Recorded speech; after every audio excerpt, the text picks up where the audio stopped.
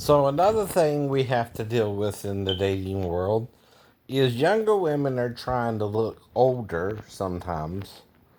And again, older women are trying to look younger.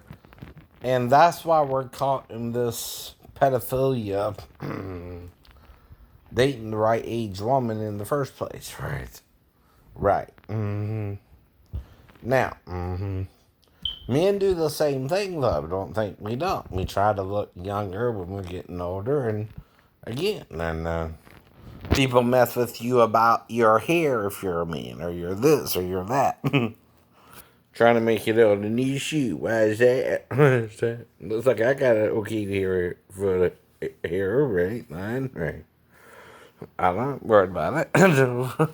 Why should I be? Why should I be?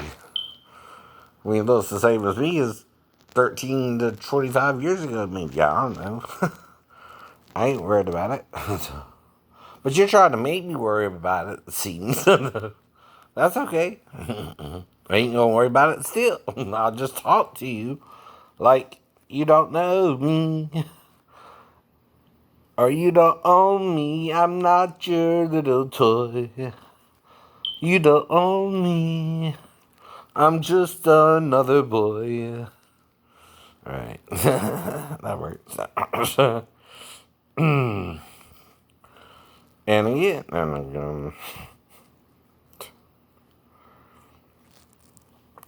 so let me ask you one final question about the stepdaughter possible incident in the middle of the night when I'm asleep on the couch, right? Which during the day my ex-wife can handle anything, right? Normally, right? Where she's with the daughter anyway, right? Even if I'm there the whole weekend, right? Right. Uh, Nothing out the ordinary would happen once she and the daughter wakes up either for the weekend either. Except, around certain time we eat breakfast, lunch, and dinner together, right? I know. For about at least the weekend. Unless I went back to base on Friday, right? Which I'm not sure of either. By now. And that's the thing about hypothesis. When someone's trying to tell you you did something you don't know you did, right?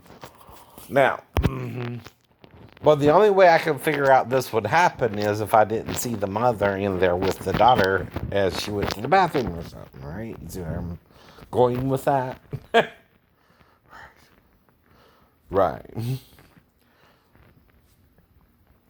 And yes, I'm a little mentally ill, but right. I've been communicating how it's really affecting me too when it started, and might be a little religious in origin. Can't disprove or prove that, right? Anyway, right. But now, if you know your husband is paranoid schizophrenic, though, would you rather walk your daughter to the bathroom door and let her go in peace? So if I wake up and catch her in there with me or not, right? You would be able to interfere, right, or stop me if I just happen to see her, right, in there with you, right? Which makes more sense, though, right?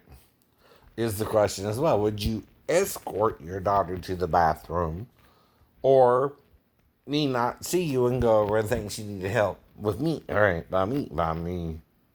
If I woke up with her in there with me, all right. See, there's a difference there, right? The difference is the mother, right, would be seen in the first coincidence or possible encounter, and I would know what was going on too, right? Right. If you do not see the mother, what could you also assume? That she's in there asleep, right? And she's in there with you by herself. It's what I mean with making up a story anyway, and traces all the way back to Eden too. Now Moses is telling you a weird story here. One involving the creation of man, right? From a certain point in his creation, right? We don't know exactly when all this happened. He talks about 6 days the Lord creating the earth, right? And in the seventh day, he sinned the sin, right? Yet he also did other things, right? He got married, right? Right? His wife was taken out of him. He named all the animals before she was taken out of him, if you're following the story verse by verse. Also, they became as one of them after they sinned to know good and evil, which means there was at least two of them. Oh no. It says the man has become as one of us to know good and evil. Well, us is plural, right? Usually? Right. So that means there are at least two beings involved with this, right? And Adam was the one they were tempting one way or the other. Right. Now, this is inferred because of the nature of the verse, right? And the one speaking to Adam warned him not to eat of this tree's fruit, or of this tree. He didn't ever really use the word fruit, though when Eve saw it was a tree to be desired to make one wise, whatever that means, and good for food, right?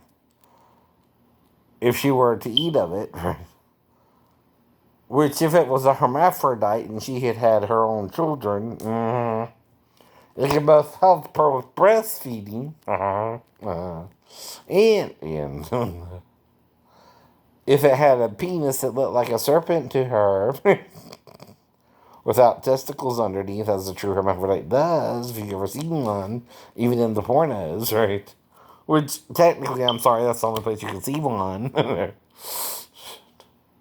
not going to pop up on not even a science, a medical book, and you see their actual genitalia. Scientists are hiding that for some reason. Yeah. They're hiding that too. Why am I saying too? Because a group of Christians called the Gnostics were in fact suggesting that very idea. And until Constantine heard about it. Well, what? You don't think he heard of the Gnostic belief and the Orthodox belief and chose one over the other? Yeah. And came up with the doctrine of the Trinity of males that God's in? Yet where does the female come from if that's true? But there could be a trinity of person that's both plural and singular, right?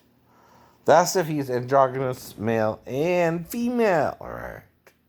Three forms, different, but from one source. And androgynous in nature, right? All three different, but from each other, right? You understand? Not independent of each other either. And one is the head of all. One's kind of the middleman between his wife and the other being, right? Hermaphrodite, right?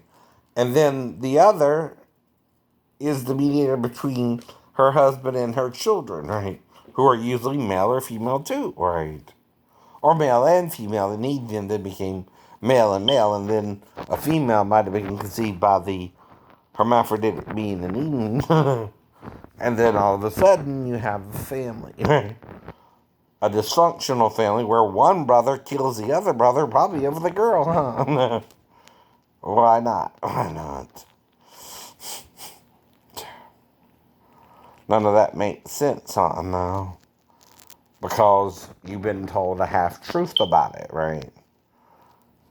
They're referring to there being also a bunch of fruit trees in the garden for them to eat it. Which ain't the same if you have sex with a hermaphrodite versus eating of a fruit tree. Oh.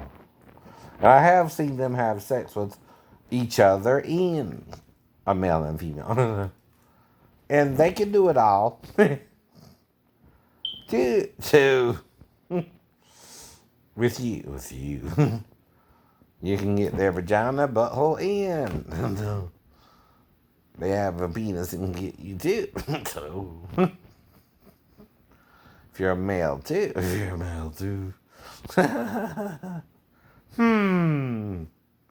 So why am I thinking this? Because I've read about it in Eden. No. See, Adam and Eve suddenly became ashamed. They were naked after eating of this tree's fruit, as Eve surmised it to be, right?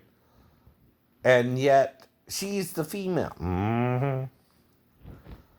How would a female see a snake, serpent, talking to her? And it not be really a man, right?